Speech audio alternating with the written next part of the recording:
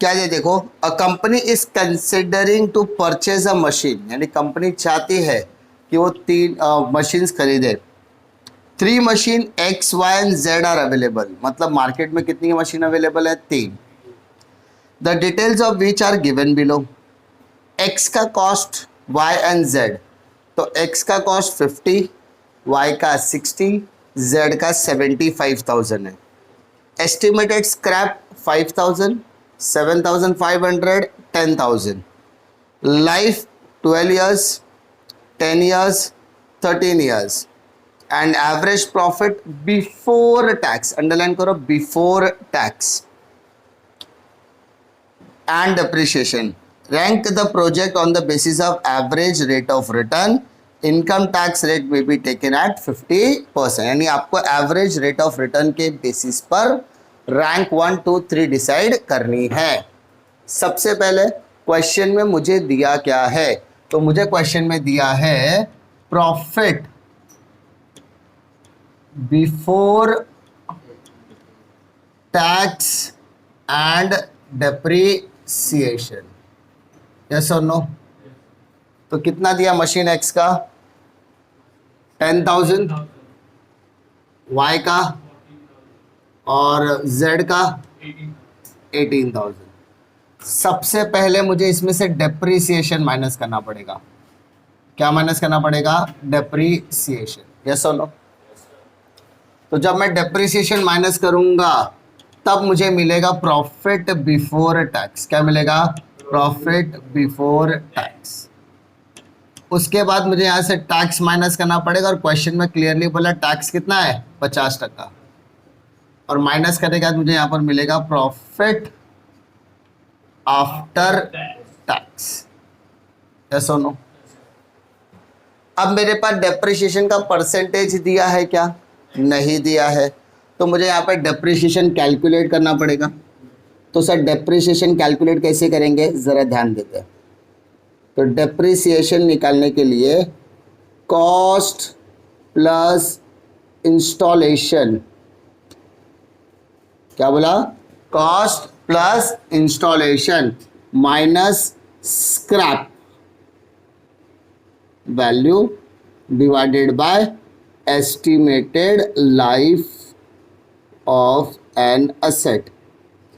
Asset की क्या life होगी?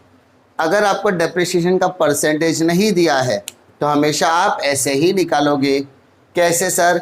Cost plus installation minus scrap divided by estimated life. ठीक है, तो मेरे पास कितनी मशीन है sir? 3, x y z. Check कर, मशीन एक्स का कॉस्ट कितना दिया है?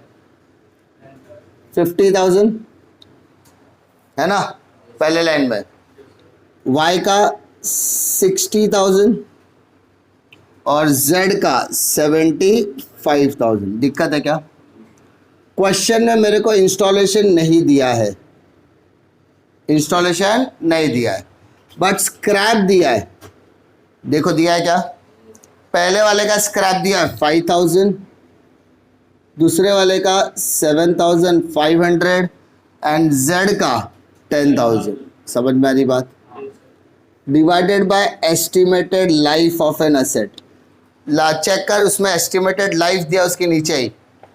पहले वाले का 12 इयर्स, दूसरे वाले का 10 इयर्स, तीसरे वाले का 13 इयर्स। बात समझ में आ रही है? तो कैलकुलेटर पे ले, 50,000 माइनस 5,000 डिवाइडेड बाय 12। तो पहले वाले का आया 3,750। 60,000 minus 7,500 divided by 10, 5250। Yes, 75,000 minus 10,000 divided by 13, कितना आ रहा है? 5,000। ये डेप्रिसिएशन उठा के यहाँ पे लिखो। पहले वाले का 3,750, सेकेंड 5,250, थर्ड 5,000। बेटा डेप्रिसिएशन प्लस करोगे कि माइनस करोगे?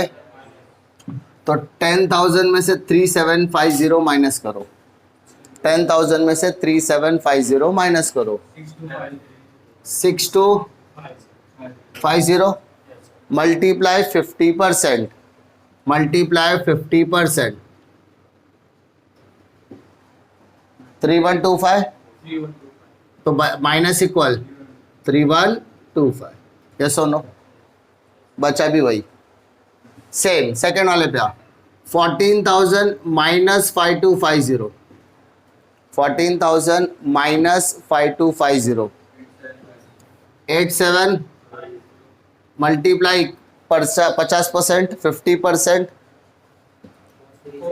4375, तो आंसर भी वही आएगा 4375, यस और no.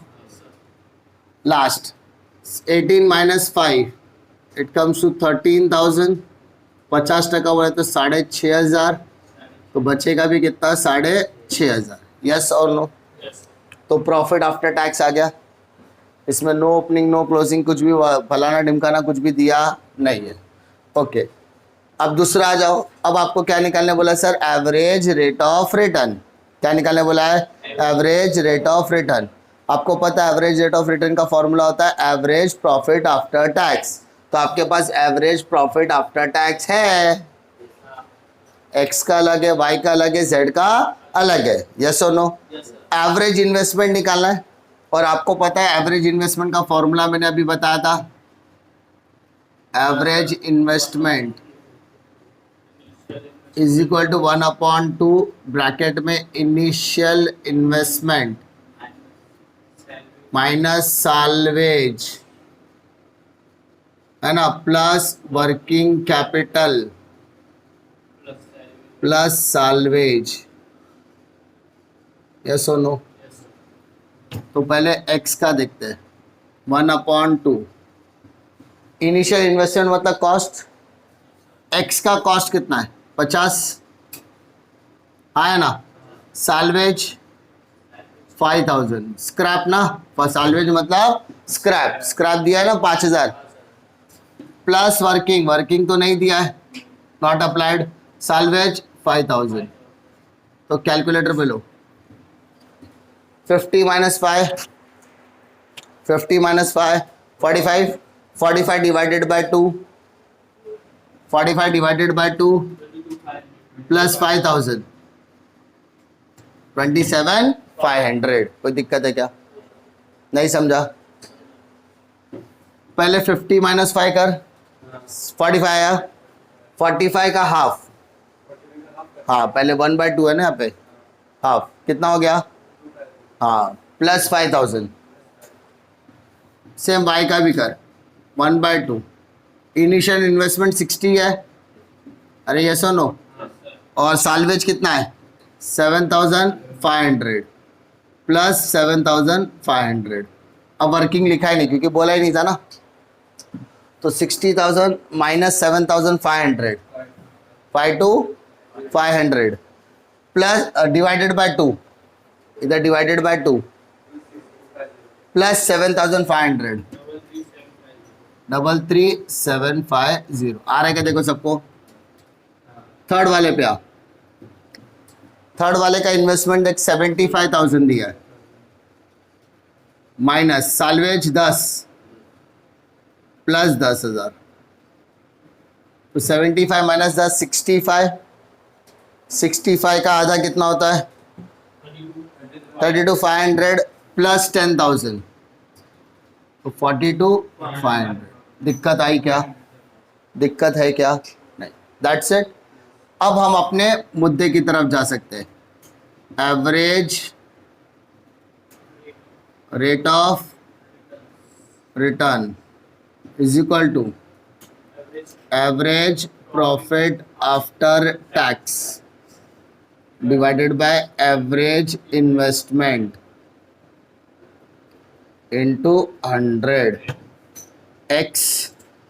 Average profit after tax कितना है sir? 31,250 sorry, divided by average investment 27,500 into 100, बताओ 31,25 डिवाइडेड बाय 27,500 इंटू 100, 11.36%, 3636 आता है तो 36%। वाई पे वाई का प्रॉफिट आफ्टर टैक्स कितना है 4375 divided by average investment 33750 into 100, check कर कितना आता है 12.96%। 96 का तो नंबर है क्या? हाँ तो लेस देन 5 है ना, चलेगा। थर्ड वाला 6500 डिवाइडेड बाय 42500 इंटू 100, चलो 6500 डिवाइडेड बाय 42500 इंटू 100, 15.29%। कोई दिक्कत है क्या? अपने को बोला था रैंक लगाओ कि कौन सा पहले पे आएगा कौन सा दूसरे पे, तो सबसे ज्यादा परसेंटेज किसका है? Rank 1, clear. उससे कम रैंक 2 और लास्ट वाला रैंक 3। समझ में आ रही बात? हो गया तुम्हारा आंसर। पहले क्वेश्चन में क्या पूछा है पहले वो समझो, और सिर्फ एक फॉर्मूला लगाना है, बट इस फॉर्मूला के लिए आपको प्रॉफिट आफ्टर टैक्स भी निकालना पड़ा और एवरेज इन्वेस्टमेंट भी निकालना पड़ेगा। क्वेश्चन में आपको क्या किया, कुछ अलग ही लेवल पे दिया रहेगा, ठीक है। वो क्वेश्चन में सॉल्यूशन वगैरह देखने की कोई ज़रूरत नहीं है, क्योंकि वहाँ पे उन लोग अपनी मर्जी से फॉर्मूला बनाएंगे और करेंगे, बट अपन अपना स्टिक टू द फॉर्मूला रहने वाले हैं, ठीक है। समझ में आ रही बात?